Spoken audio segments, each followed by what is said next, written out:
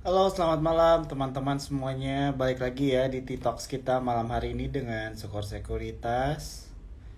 Jadi untuk malam hari ini teman-teman kita ada topik yang akan dibahas.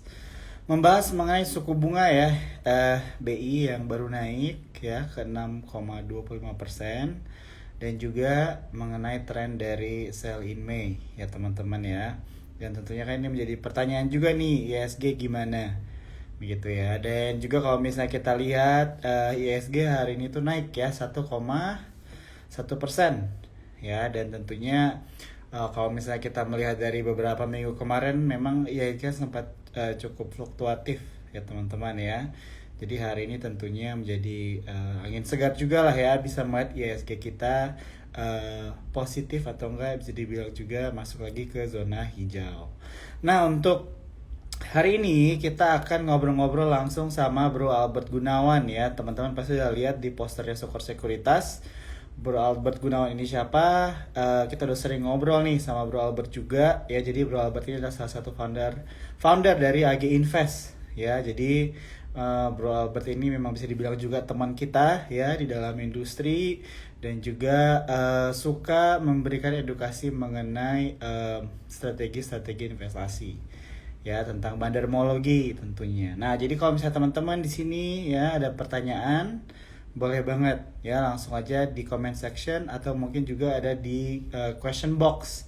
Ya, di question sini kan teman-teman kalau misalnya ada pertanyaan mengenai saham yang ingin kalian tanyakan, boleh banget ya teman-teman ya, karena mengingat juga kan besok libur ya, tanggal merah ya. Jadi kita bisa nanya langsung sama Bro Albert kira-kira apa nih overview atau juga bisa dibilang prospek dari market kita di minggu ini ya, atau mungkin nanti hari Kamis. Oke? Ya, teman-teman juga di sini aku mau informasi kalau misalnya kalian belum ada yang punya akun, bisa buka di form.sukosekuritas.com. Dan stay tune ya teman-teman ya, kita ada Stock Wars coming up ya untuk tahun 2024 tentunya dengan hadiah ratusan juta ya. Mungkin di sini yang nonton udah pernah nih ikut Stock Wars 2023 ya, di tahun 2024 ini kita ada lagi nih Stock Wars. Jadi kalian jangan ketinggalan, ikuti terus informasinya ya, jangan lupa untuk mendaftar. Oke, kita langsung aja ya, tanpa panjang lebar kita coba. Oke, halo bro. Halo, malam bro. Selamat malam Bro Albert, apa kabar? Baik, Baik ya, bro sehat. gimana nih? Sehat. Sehat, puji Tuhan. Oke. Ya, jadi kemarin kita terakhir ketemu di ini ya Bro ya, di acara Sukor Phoenix ya terakhir ya. Bener, yang di Jakarta ya, Skor Phoenix. Ya. Keren sih ya. Sekarang Skor udah ada klub tersendiri nih. Ya, ya. Jadi mungkin buat teman-teman di sini mungkin ada yang belum tahu kali ya. Jadi Sukor Phoenix itu adalah klub eksklusif ya waktu itu untuk nasabah-nasabah dengan aset tertentu ya. Jadi kalau misalnya ada Bro Albert di situ ya, teman-teman udah tahu aja lah ya. Kalau saya kan datang ke situ kerja gitu kan. Kalau ya, ya, Sama-sama jadi kerja kok. ya, tapi bersyukur banget ya bisa ngobrol lagi nih sama Bro Albert setelah sekian lama gitu ya dari TikToks. Jadi mungkin sebelum mulai tetap gue mau say thank you dulu nih sama Bro ya untuk waktunya diluangin ya buat support sekuritas, dan tentunya buat teman-teman nih yang nonton malam hari ini ya. Ya Bro, jadi kita mungkin seperti biasa ya teman-teman, mungkin ada yang baru nonton juga malam hari ini. Jadi dari TikTok sini memang kita diskusinya kita arahkan selalu cukup ringan aja sih bro, karena memang waktu juga kurang dari sejam juga begitu kan, tapi tetap informatif Ya, dan edukatif tentunya ya. Dan untuk hari ini kan kita topiknya itu dikasih mengenai suku bunga nih bro ya, suku bunga naik dan juga tren sell in May begitu kan. Mungkin teman-teman bahkan akan ada banyak pertanyaan nih sama bro Albert gitu kan. Nah, tapi mungkin kalau dari gue kita mulai dari what do you think dulu nih bro mengenai market kita sekarang. Hari ini positif ya, masuk ke rentang hijau lagi, naik 1,1 gitu kan. Tapi kalau misalnya kita berkaca ke beberapa minggu lalu itu memang IHSG itu sangat fluktuatif bro ya, cukup mengerikan, bahkan Ada yang panik juga kali ya melihat big banks gitu kan kemarin, apalagi BBRI nih bro, ya kan. Jadi lagi ada meme-meme gitu kan, BCA, BMRI, BNI itu kayak lagi keren banget gitu. Tapi BBRI jadi kayak gambar gelandangan gitu kan ininya. Nah mungkin ini juga nanti jadi pertanyaan-pertanyaan nih buat teman-teman cuan troopers kali ya, kira-kira apa nih strategi yang baik. Nah tapi sebelum kita ke situ, what do you think dulu nih bro mengenai market kita hari ini, atau mungkin kalau mau dikasih beberapa hari ke belakang juga silahkan. Ya, jadi menurut saya sih market kita memang lagi sebenarnya tuh tidak kondusif ya. Kalau tadi kata Bro Joe bilang beberapa hari ini volatile, menurut saya 3-4 hari terakhir itu longsor semua, lebih tepatnya ya. Karena memang asing keluar terus, jadi make sense sekali Hmm. ISG kita tuh amblas. Nah, baru nih hari ini ISG itu mengalami ya ada rebound ya. Tapi kita harus pahami bahwa setiap market itu kan bisa kadang naik, bisa kadang turun. Nah, kita harus coba perhatikan, kenapa nih hari ini ISG bisa naik? Sebenarnya saya juga merasa cukup aneh ya, hari ini Hmm. kenapa terjadi rebound. Jadi most likely, hari ini tuh mengalami technical rebound dong, karena sudah mengalami koreksi yang begitu dalam, sehingga ISG ada rebound. Nah, kenapa saya merasa seperti itu? Karena kalau kita perhatikan, USD IDR itu tidak ada perbaikan ya, rupiah itu tidak makin menguat karena setelah kemarin naikin suku bunga sampai hari ini itu USD IDR bahkan hampir sempat tadi ya 16.300 ya 16.27 sekian. Nah, Hmm. jadi kan sebenarnya rupiah lagi melemah dan kita memang sekarang lagi anticipate Hmm. the Fed ini sebentar lagi ya. Jadi sebenarnya tanggal 1 ini ada the Fed bakal umumin. Harusnya sih suku bunga tidak akan naik ya US ya. Tapi kalau seumpamanya mendadak naik kayak gimana BI mendadak naikin suku bunga, saya rasa ISG akan go back ke bawah, akan lanjut turun karena rupiah akan melemah kalau mendadak the Fed naikin suku bunga. Hmm. Kemungkinannya sih kecil ya, tapi we never know, anything can happen di bursa kita. Nah, jadi kalau hari ini saya juga merasa ada yang maksud penasaran ya, kenapa tiba-tiba dari begitu banyak hari asing malah memilih untuk injek di IHSG hari ini. Walaupun rupiah kan belum ada perbaikan. Hmm. Ya kan ada BCA masuk, Mandiri juga masuk, itu lumayan besar hari ini. Total net foreign masuk itu hampir 1 triliun ya, 900-an miliar, kan lumayan gede. Hmm. Pada saat kondisi the Fed mau naik, the Fed mau mengumumkan suku bunga. Nah, jadi menurut saya kita masih tetap harus Hmm. wait and see dari Hmm. segi strategi kita. Nah, tapi dari segi big banks kan memang tadi ada sempat bahas ya bahwa BRI itu beda sendiri nih Nah, dibanding yang lain. Yang lain bertahan, banksnya BRI udah semi gorengan ya, sekali turun belasan persen, berapa persen itu turun. hmm. Beruntung. Sebenarnya kan kita bisa langsung lihat bahwa kenapa yang menyebabkan BRI turun itu sebenarnya foreign keluar atau foreign profit taking dari saham BRI. Makanya masif sekali ya, sampai triliunan sempat tuh asing keluar dari BRI. Ini terjadi terus-terusan. Hmm. Jadi wajar kalau sebuah saham dijual sama asing, pasti turun. Karena asing itu masih sangat kuat di IHSG. Ya, saya sudah sempat jelasin di YouTube saya juga bahwa foreign money di IHSG itu masih sangat berpengaruh. Mereka masuk, naik. Kalau mereka keluar, selesai, turun. Hmm. Ya kan, doesn't matter mau LK-nya itu bertahan, naik sedikit, atau turun sedikit. Kalau asing keluar, pasti turun. Dan BRI ini mengingatkan teman-teman semua bahwa pentingnya untuk memperhatikan foreign flow agar bisa memperkuat analisa teman-teman. Nah, tapi apakah it's the end of BRI? Mungkin ada yang khawatir gitu, kok ini BRI mana, atau ini bank masih aman atau tidak? Karena kan kalau saham udah biasanya cenderung turunnya begitu cepat dan dalam, orang itu panik. Karena nggak Hmm. tahu apa yang menyebabkan sebuah saham bank yang begitu besar mendadak longsor. Sampai ada yang bertanya-tanya, mungkin kemarin kan ada berita tuh kasus dana yang hilang di BRI. Padahal kalau ditelusuri ya, itu lebih ke investasi yang bermasalah dari nasabahnya. Hmm. Hal-hal seperti itu kan mulai dikait-kaitkan karena orang nggak ngerti apa yang terjadi dengan BRI, kenapa sampai sahamnya longsor begitu dalam. Nah, nanti kayak contoh hari ini yang lainnya biasa-biasa, BRI sendiri yang giliran kan naik sendiri gitu. Nah, ini juga menunjukkan bahwa again kita itu nggak perlu panik asal kita sudah tahu apa yang kita analisa dan kita miliki. Kalau teman-teman pahami bisnis model BRI, udah pahami laporan keuangannya, justru kalau dia turun bukan kayak itu sebuah kesempatan. Kalau dia turun bukan karena omsetnya drop belasan atau puluhan persen. Beda ya kalau contoh saham dia turun karena laporannya sekali keluar, longsor begitu banyak ya revenue-nya atau profit-nya. Tapi BRI kan tidak seperti itu. Jadi penurunan saham justru menjadi kesempatan buat teman-teman serok. Nah, yang nanti teman-teman ibaratnya tuh FOMO ya, Hmm. atau ketakutan gitu istilahnya. Nanti nggak dibeli pas dia turun. Pas udah rebound banyak, nah baru dibeli. Nanti sebenarnya seperti itu ya. Dan saya cukup optimis akan ada yang melakukan hal itu. Artinya dia akan beli di pucuk. Karena dia mau menunggu bahwa when everything is sudah settled, kayaknya sudah aman itu dibeli. Mereka baru beli. Tapi biasanya itu udah di ujung-ujungnya. Nah, jadi kan kita harus selalu ingat ya, yang WB Warren Buffett bilang tuh kalau when everybody is fearful, kita harus berani. Itu gampang diucap tapi susah dieksekusi. Hmm. Sekarang buktinya pada saat orang takut, siapa yang berani beli? Semua memang ketakutan semua kan. Nah, Hmm. itulah hal-hal perlu kita pelajari di market ya. Psikologi itu penting sekali selain menganalisa. Ya, ya.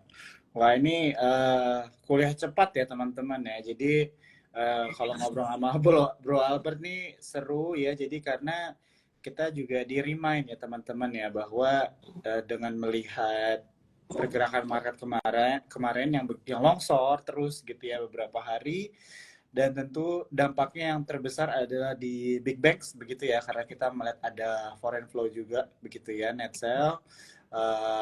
Jadinya kan pasti banyak pertanyaan teman-teman ya, tapi balik lagi ya, jadi ini reminder buat kita untuk mengerti uh, saham yang kita beli begitu ya, jadi kita mengerti bisnis modelnya juga supaya tidak panik.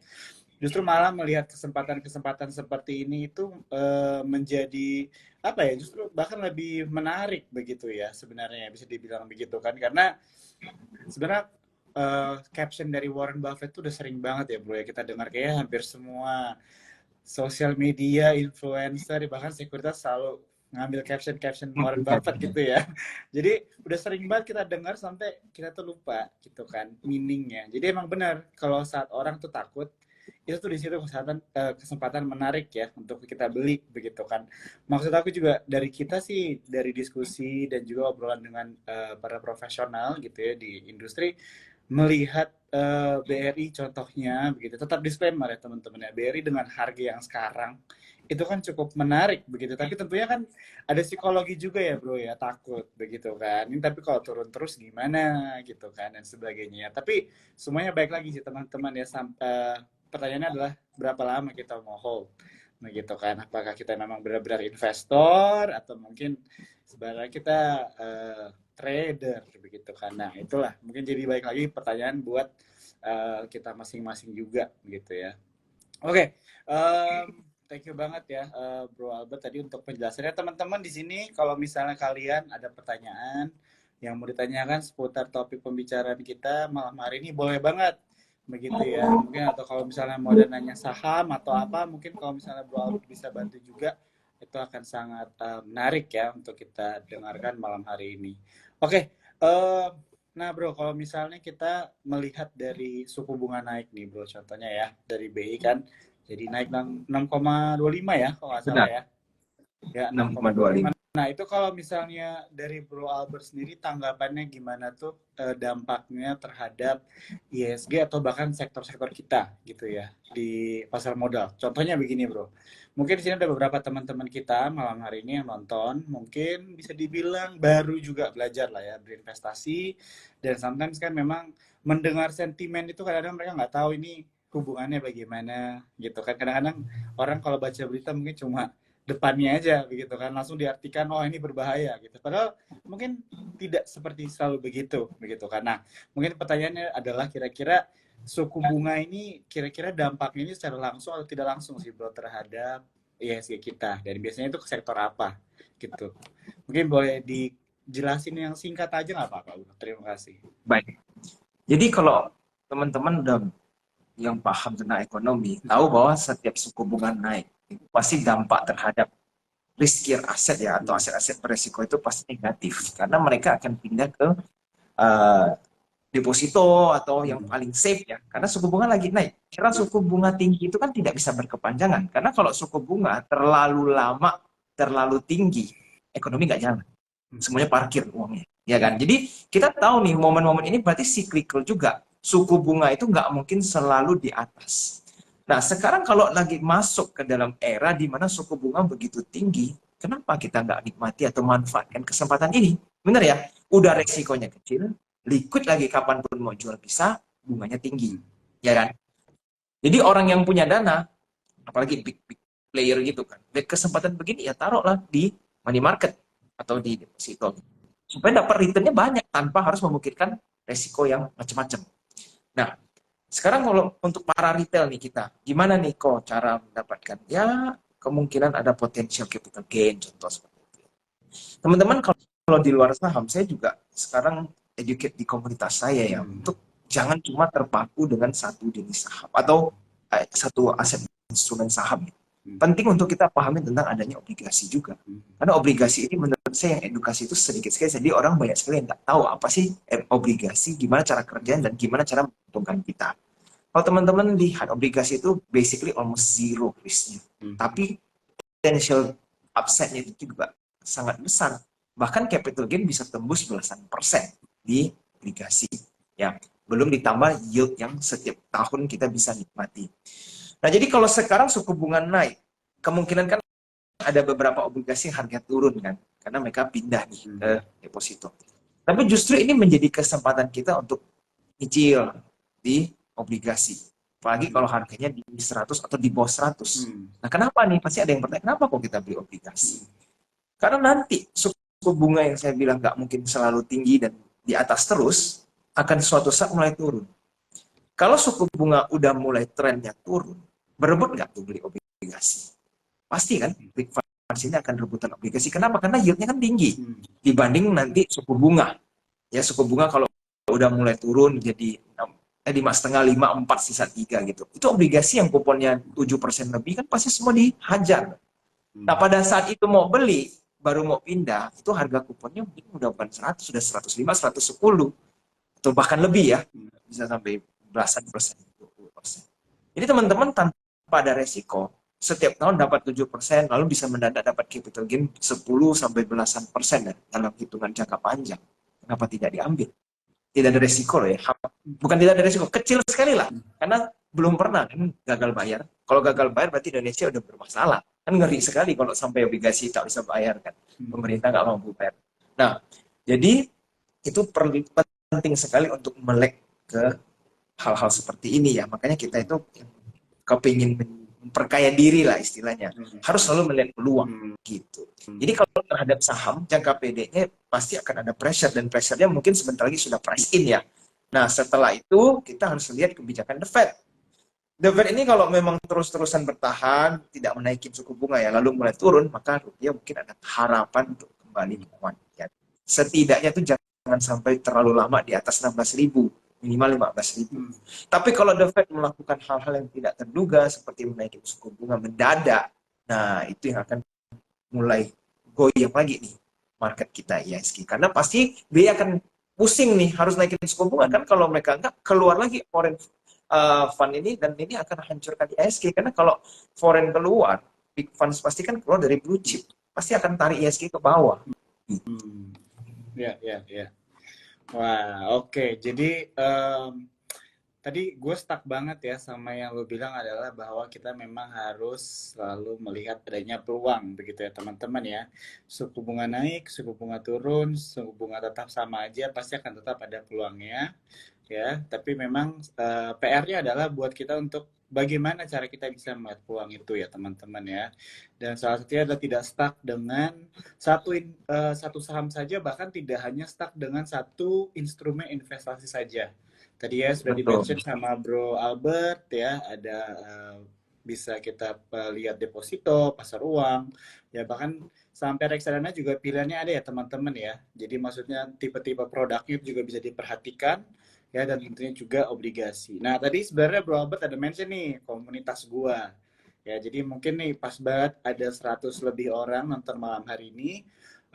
gue mau inform nih buat teman-teman, mungkin boleh ngecek kali ya bro ya, AG Invest. Begitu ya. Jadi Silahkan. AG Invest ini adalah bisa dibilang komunitas yang dibentuk oleh Bro Albert gitu ya. Eh, kan tadi gue sempat bahas Stock Wars juga nih. Stock Wars ya teman-teman, tahun lalu kita ada kompetisi trading. AG Invest itu sempat menjadi sponsor kita juga. Jadi bisa dibilang dekat ya dengan Sukor, AG Invest. Jadi teman-teman nih kalau misalnya mau belajar-belajar ini ya, karena gue tahu Bro Albert ini terkenalnya bandermologinya nih. Ya, jadi ngikutin big fish ya teman-teman ya. Kita nih kan ikan kecil teman-teman, percayalah ya. Apalagi yang nonton-nonton ini semua ikan kecil. Jadi daripada mungkin kalau ada yang capek baca LK dan sebagainya, ya udah ikutin aja ikan besarnya arahnya kemana gitu ya bro ya.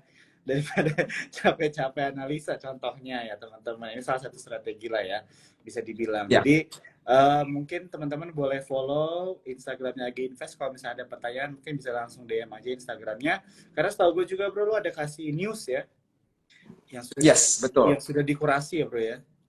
Benar. Jadi bisa join secara free ya. Hmm. Itu di AG Invest Smart Room. Nanti teman-teman bisa DM atau nanya-nanya admin untuk gimana cara join gratis kok kalau yang AG Invest Smart. Ya, betul ya. Jadi teman-teman, aku selalu ingetin ya kalau di TikTok memang buat kalian untuk bisa lama ya di dunia investasi itu perlu namanya teman atau komunitas. Ya susah kita kalau sendirian ya di market, apalagi kalau misalnya kita lihat beberapa hari atau minggu ke belakang ya, kalau kita sendirian bisa gila begitu ya. Tapi kalau misalnya kita ada komunitas, teman ngobrol, cari informasi, curhat bahkan, itu good banget ya. Jadi buat teman-teman yang nonton AG Invest boleh banget dicek ya. Recommended dari aku secara personal.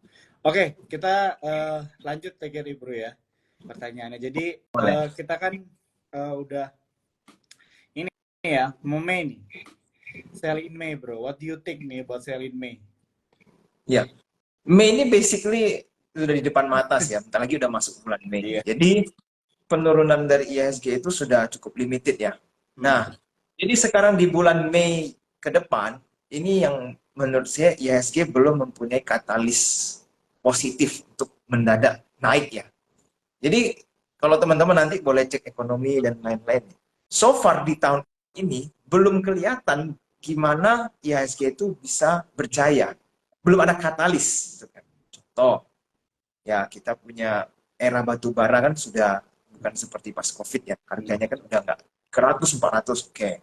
Lalu kita punya kondisi rupiah juga sekarang juga lemah terhadap USD.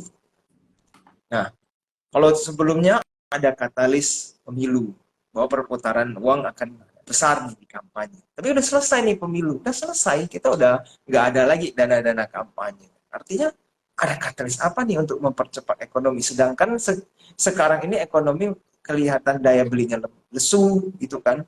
Semuanya juga masih ya struggling ataupun bertahan lah bisa dibilang.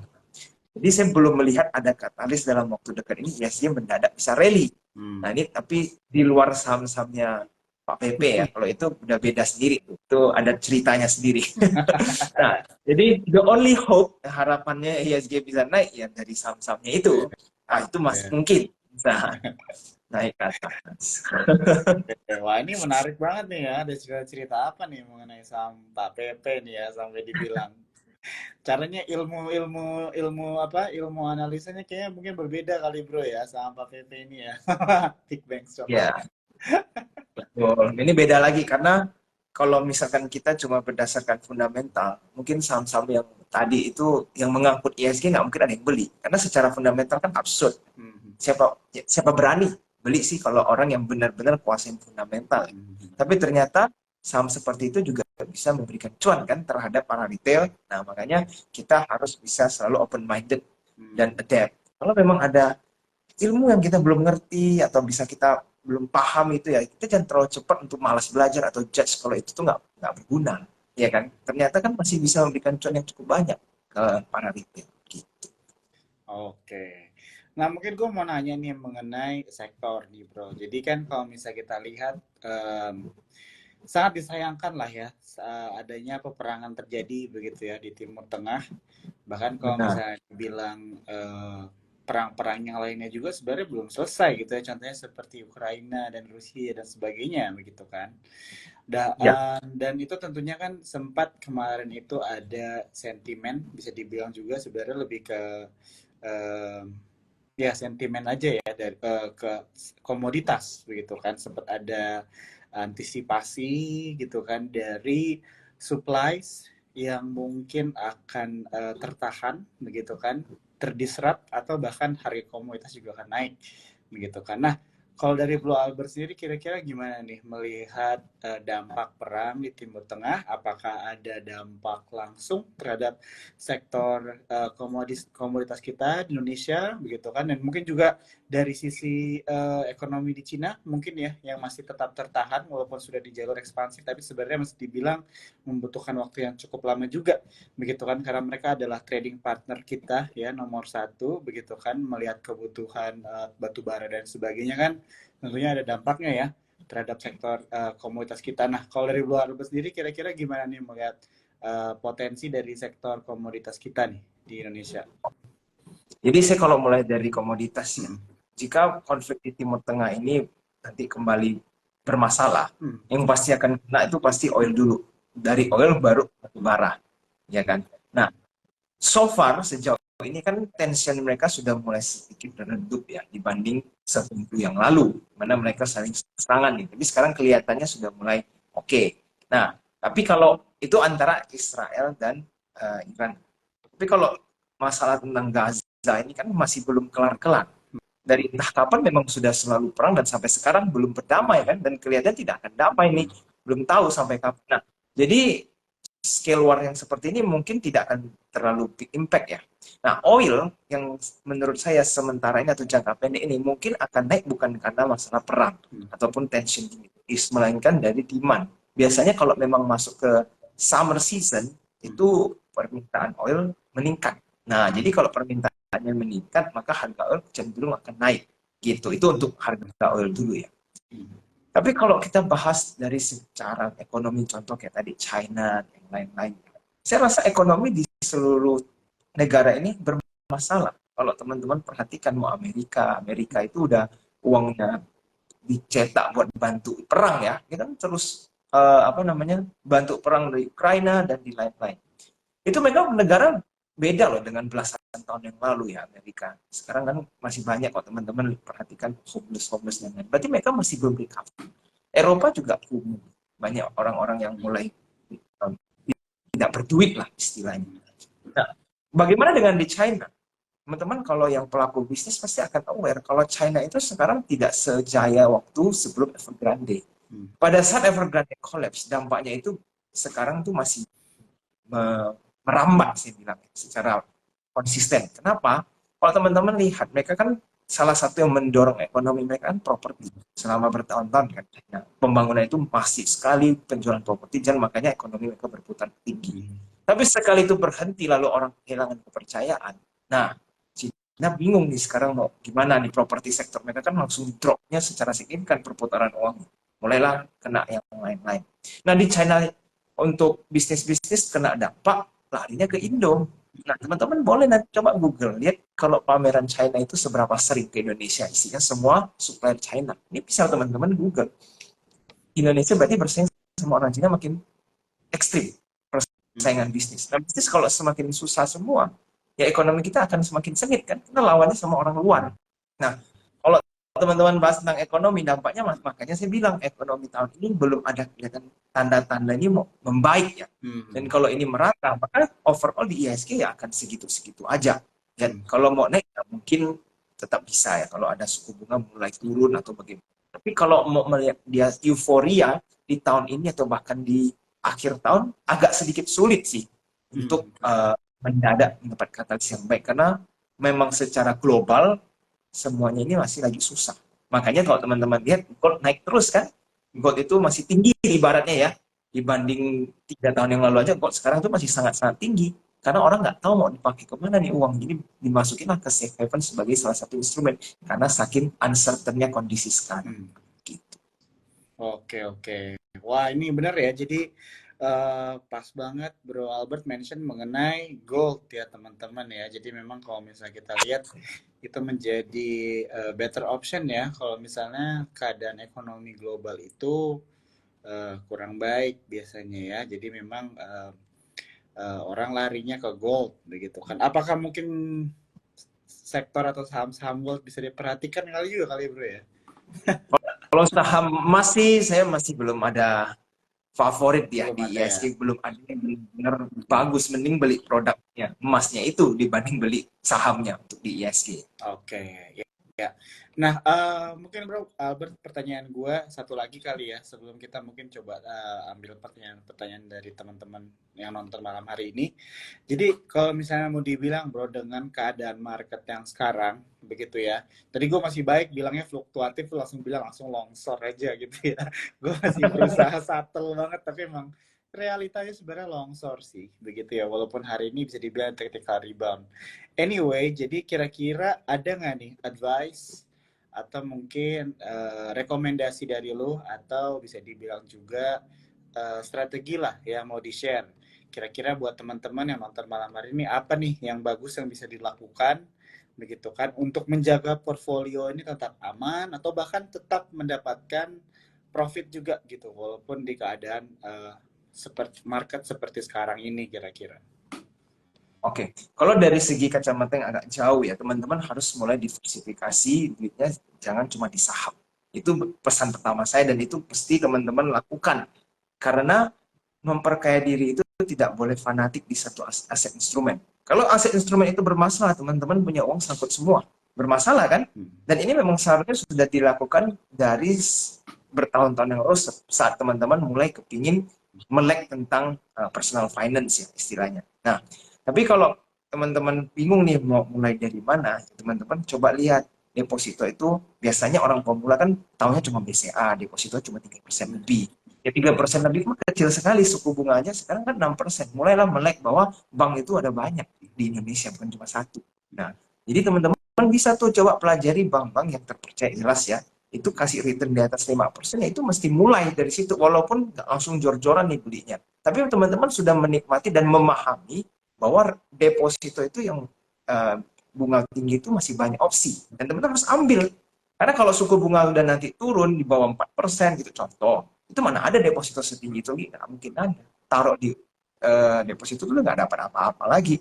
Nah kedua obligasi, nah ini penting sekali nanti kalau teman-teman yang mungkin mau belajar lebih banyak tentang obligasi minggu ini akan ada di Smart Room, saya akan jelas tentang banyak gimana strategi dan menganalisa obligasi.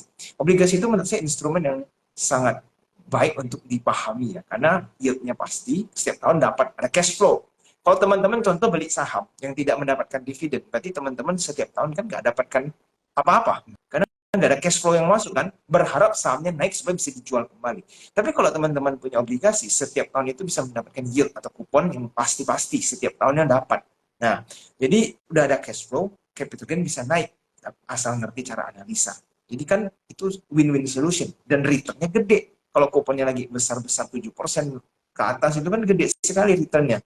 Nggak perlu pusing lagi. Nah, baru teman-teman kalau lihat di saham, gimana nih? Oh, kalau dalam kondisi begini, perhatikan blue chip. Teman nggak usah macam-macam di saham-saham yang lain, karena yang lain-lain ini belum tentu mereka bertahan dengan kondisi sekarang seperti ini ya. Banyak perusahaan yang sudah gulung tikar. Dari semenjak perusahaan-perusahaan unicorn pemangkasan karyawan itu sampai sekarang mereka nggak menambah banyak karyawan lagi ya. Jadi saya nggak tahu nasib-nasib orang yang kena pecat itu sampai ribuan orang gitu kan itu gimana? Mau cari kerja di mana itu kan? Tiba-tiba dapat gaji besar dari unicorn mendadak lay off semua. Terus sekarang nasib mereka mau cari kerja udah susah. Karena ekonomi lagi susah, semua perusahaan nggak gampang mau hire orang dengan gaji yang permintaannya tinggi. Nah, jadi untuk sekarang ini pilihlah perusahaan-perusahaan yang sudah matang di IHSG. Jadi kalau ada koreksi turun begitu drastis ya di saham dan ternyata mereka itu perusahaan yang sudah matang, teman-teman bisa fokus di situ karena mereka sudah teruji ya bertahun-tahun bahwa mengalami masalah yang akan di-cover. Tapi kalau teman-teman pilih perusahaan yang baru-baru gitu ya, yang cuma dilihat dari masa kejayaannya, sekali kondisi susah, mereka punya laporan keuangan bisa berbalik arah menjadi negatif atau bermasalah. Nah itu teman-teman siap cut loss-nya. Karena setahu saya retail ini anti cut loss, udah dibeli, dibiarkan. 50 pun sampai sisa 5 kan pasti dibiarkan. Kan udah ada full call option kan. Iya. Udah sisa 10 harga sahamnya tuh masih dibiarin. Ibaratnya uang hilang. Padahal teman-teman buka laporan keuangan minus semua sahamnya. Nggak mungkin bisa memberikan kita apa-apa. Tapi tetap di hold. Nah itulah sifat retail. Jadi buat teman-teman yang ikut hari ini gitu kan. Pesan saya fokus saham-saham yang blue chip. Yang sudah teruji. Bahwa mau mereka masa resesi sekalipun sahamnya walaupun turun akan recover lagi kalau memang ekonomi kembali berjalan. Nah, itulah yang bisa teman-teman lakukan. Wah, mantap ya teman-teman ya. Ini gue suka nih ya. Jadi ini bisa dibilang sebenarnya reality check juga ya buat kita teman-teman. Jadi dengan keadaan ekonomi seperti sekarang ini ya dari Bro Albert advice-nya adalah untuk melihat saham-saham yang memang track recordnya itu panjang dan tentunya sudah melewati banyak siklus ekonomi ya teman-teman ya. Jadi tadi gue suka banget nih bro, lu mention mengenai retail itu kayak kebanyakan kita memang ini ya bro, beli saham itu karena janji bro. Iming-iming janji perusahaan nanti akan begini gitu kan. 2 tahun lagi, Benar. jangan kan 2 tahun lah, 1 kuartal aja ntar pasti bagus atau bagaimana. Nah, istilah yang biasanya akhirnya kita nyangkut ya teman-teman ya. Jadi mungkin pasnya memang tadi yang Bro Albert udah mention adalah mengenai karena kita melihat dari keadaan ekonomi sekarang ya teman-teman ya, dengan dimana ekonomi secara global aja defensif begitu kan, jadi memang baiknya kita juga melihat perusahaan-perusahaan yang defensif juga, karena teman-teman perlu diingatkan lagi profit itu bisa didapatkan tidak hanya dari capital gain saja tapi ada juga dari dividen ya, teman-teman bisa memperhatikan ini juga begitu ya. Oke, Benar. thank you banget ya Bro Albert untuk jawabannya nih. Buat teman-teman malam hari ini, aku mau ingatin sekali lagi ya, kalau misalnya kalian mau belajar lebih banyak sama Bro Albert, bisa langsung aja follow mungkin Instagram Lagi Invest ya. Tadi lo udah mention mengenai classroom juga ya, smart room ya. Ya, smart room, benar. Ya, Invest smart room. ya, jadi nanti kalau teman-teman mungkin ada yang nanya-nanya soalnya mengenai obligasi juga bro, sama ada reksadana dan sebagainya, mungkin itu bisa lo bantu jawab ya langsung di smart room dan tentunya di kelas-kelas yang ada lo adakan juga kali ya buat teman-teman ya yang mau ya.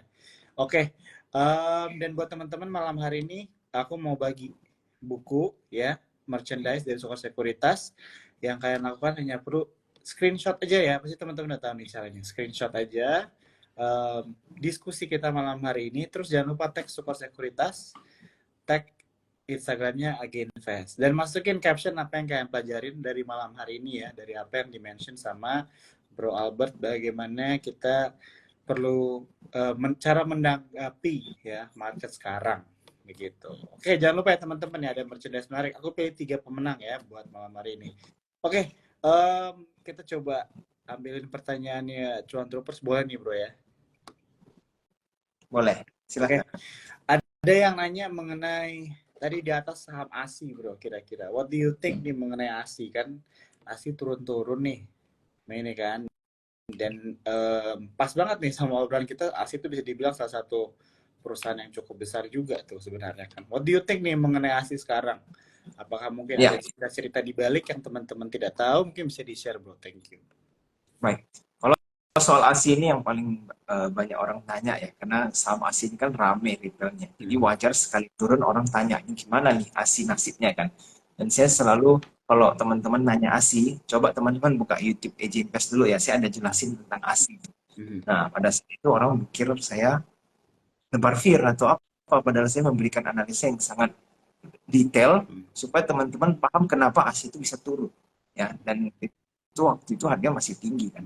Nah, sekarang bagaimana kalau di per hari ini ya ASI ya. Teman-teman udah lihat belum laporan keuangan kuartal satunya keluar, ya kan? Kalau sudah lihat apakah dia naik atau turun performance-nya. Dan kalau dia naik, kenapa? Kalau dia turun, analisa. Kenapa dia bisa turun? Kalau karena persaingan, jadi teman-teman harus hati-hati karena dia makin tergerus dengan persaingan yang semakin sering. Ini cuma contoh ya. Jadi teman-teman kayaknya tetap harus pelajari laporan keuangan. Dan kalau dia misalkan terjadi penurunan, wajar kan kalau sahamnya ikutin dari sisi performance mereka. Cuma saya percaya bahwa Astra at the right time akan rebound. Nah, tapi kondisinya apa? Tunggu retailnya lepas. Kalau retailnya nggak lepas, Astra akan sangat sulit untuk naik ke atas karena sudah terbanjir sama banyak retail. Itu untuk Astra. Oke, siap. Thank you banget bro ya untuk penjelasannya mengenai ASI. Ini ada lanjut kita dari yang nanya Techion ya 88 nanya mengenai SMGR bro. What do you think about SMGR? Oke, teman-teman mungkin yang suka saham semen itu 1-2 tahun yang lalu mungkin incarnya kan pasti dia punya sentimen itu adalah IKN, ya kan? Karena ada IKN nih, jadi pembangunan akan pesat. Itu tidak salah dari pemikirannya, dari segi analisa itu prosesnya sudah oke menurut saya. Karena emang IKN itu kan potensi yang besar.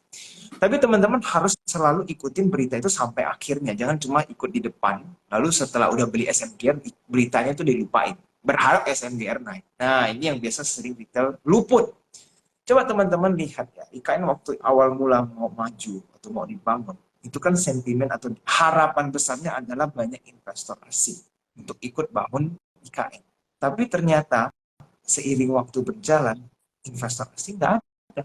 Sampai sekarang juga kelihatannya belum ada kan untuk yang benar-benar serius mau invest di IKN. Nah, jadi sekarang PR-nya jadi untuk lokal ya pembangun-pembangun kali ini. Jadi kalau pembangun lokal ini ibaratnya bangun ke IKN, kita harus bayangin dulu ya, teman-teman harus tahu kalau contoh si A, si B, si C yang memang jago di Jawa ini disuruh fokus di pembangunan di IKN. Itu orang-orangnya kan dikirim semua ke Kaltim, ke IKN untuk bangun. Itu pembangunan di Jawa bakal lambat nggak kira-kira? Kan orangnya dipindah untuk disuruh bangun ke sana. Nah, beda kalau misalkan banyak dana asing masuk, fresh fund baru, sedangkan ini dana yang lokal ini harus di-switch ke Kaltim. Kan biaya semua itu, nggak mendadak muncul uangnya. Berarti tetap akan terbatas sekali pembangunannya. Makanya pada saat SMGR jempol waktu support itu udah harus hati-hati sekali pada saat itu karena ada masalah apa nih. Dan teman-teman harus tahu kalau yang namanya semen itu di Indonesia apakah oversupply atau tidak, teman-teman PR teman-teman juga ya. Buat tahu semen itu oversupply atau tidak. Kalau memang dia dalam kondisi oversupply, dia terus-terusan cetak semen kan, dan pembangun IKN tidak secepat yang mereka harapkan, itu nanti gimana kondisi harganya, kondisi barangnya, dan itu pasti repot. Walaupun SMGR secara valuasi sekarang masih murah atau tergolong murah, tapi untuk dia mau recover itu memang butuh sebuah katalis pembangunan yang sangat masif, dan itu hanya bisa terjadi kalau asing mulai injek dana besar ke pembangunan IKN gitu. Jadi tunggulah kalau udah terkonfirm siapa ini mau bangun dengan dana yang serius, ya memang ke IKN hajar SMGR tidak masalah. Tapi sebelum itu terjadi, kita nggak tahu SMGR nasibnya mau kemana dulu nih. Gitu. Ya, gue suka banget ini bisa dibilang penjelasan lo ada hubungannya juga ya tadi sama penjelasan lo sebelumnya mengenai bahwa kita harus kalau melihat berita itu harus terkonfirm dulu begitu ya. Jadi tidak hanya berdasarkan sentimen atau janji atau kira-kira kedepannya akan seperti begini begitu kan. Dengan proyek-proyek di IKN dan sebagainya kan tentu ini udah ada tender-tendernya semua ya teman-teman ya. Jadi belum tentu juga semuanya kebagian dan kayak kemarin gue sempat ada ngobrol juga ya sama salah satu emiten bahwa malah tidak menarik bro kata mereka proyek IKN ini karena semuanya udah di sana dan sudah dibagi begitu kan. Jadi cuan-cuannya malah mereka bilang datangnya bukan dari proyek IKN begitu kan karena di sana udah terlalu rame bro katanya sih begitu ya. Jadi ya inilah pentingnya ya buat teman-teman untuk kita bisa belajar menganalisa satu berita atau bahkan bisa dibilang juga prospek dengan baik ya supaya nanti kita tidak nyangkut atau malah jadi rugi ya investasi kita begitu. Oke, pertanyaan selanjutnya dari sektor properti nih bro. Jadi kan gue udah kayak gue dari tahun lalu ini udah sering TikToks nih ngobrol sama influencer banyak banget ya sama lu juga begitu kan dengan harapan tuh selalu ngobrol ini tahunnya sektor properti ini tahun sektornya properti suku bunga mau dipotong suku bunga mau dipotong 6 kali katanya sekarang udah 3 sekarang 1 gitu kan sekarang suku bunganya naik gitu jadi kan mungkin pertanyaan juga nih buat teman-teman gitu kan malam ini kalau lu sendiri ngeliat sektor properti gimana bro Indonesia atau kalau misalnya memang ada saham sektor dari sektor properti yang menarik boleh banget ya di share. Oke, untuk sekarang properti mungkin teman-teman yang belum masuk jangan masuk dulu. Hmm. Karena kalau mau masuk, walaupun kelihatan valuasi murah, kemungkinan besarnya belum akan bergerak.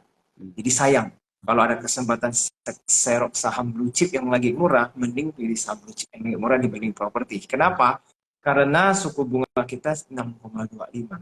Itu harus turun cukup banyak, baru properti bisa bergairah. Dan saya tidak tahu kapan akan terjadi penurunan suku bunga ya, karena dari tahun lalu mau turun suku bunga ngomong sampai sekarang bukannya turun malah naik. Jadi jauh sekali ya dari orang punya market expectation ya. Tahun lalu wah udah mau turun akhir tahun tunda.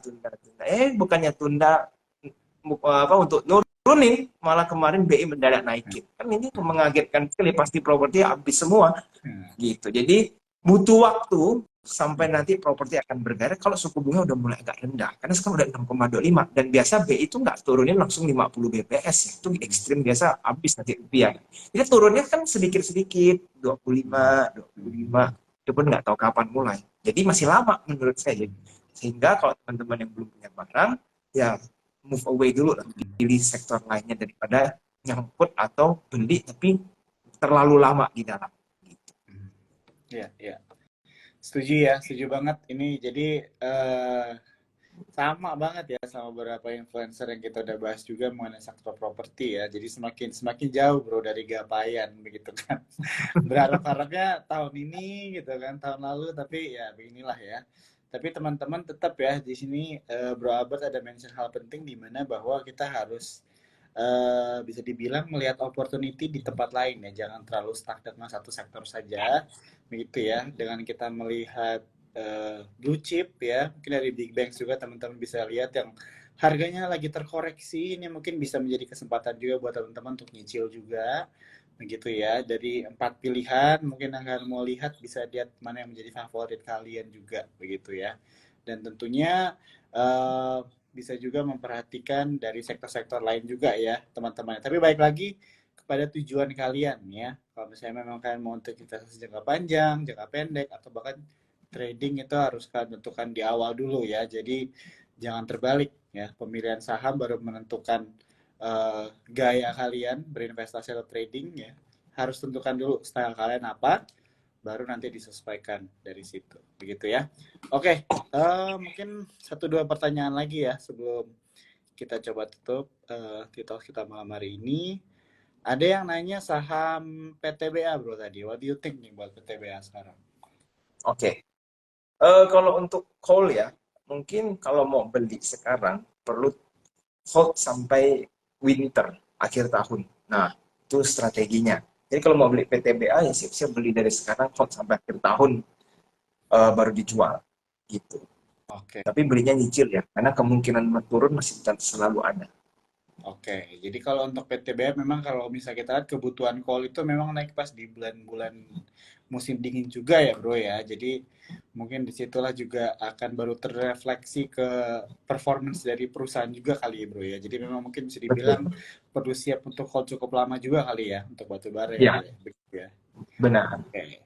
Kalau misalnya ini tadi ada yang sempat mau bertanya juga mengenai what do you think kalau dari sektor rokok bro. What do you think about that? Rokok lagi susah. Jangan masuk ke saham rokok dulu. Kenapa? Teman-teman, gudang garam kalau nggak salah udah keluar ya laporan keuangannya, coba nanti dipelajari. Dan ini berarti selurus dengan analisa kita di mana ekonomi itu lagi susah. Jadi ekonomi lagi susah, rokok kan kalau ada yang alternatif lebih murah, orang beli yang semakin murah, ya kan? Jadi saya rasa sih rokok-rokok ini pilihlah yang ibaratnya produk yang paling murah dari segi hasil jadinya ya. Tapi kalau overall, saya rasa dengan ekonomi yang sulit ini, rokok tidak akan bisa mendadak naik omset secara signifikan. Ya kalau naik organik mungkin bisa, tapi tidak akan ada lonjakan omset yang cukup signifikan karena katalisnya tidak ada. Sehingga kalau teman-teman beli sana emiten, nanti bakal lama sekali untuk dapat profitnya. Gitu, untuk rokok ya.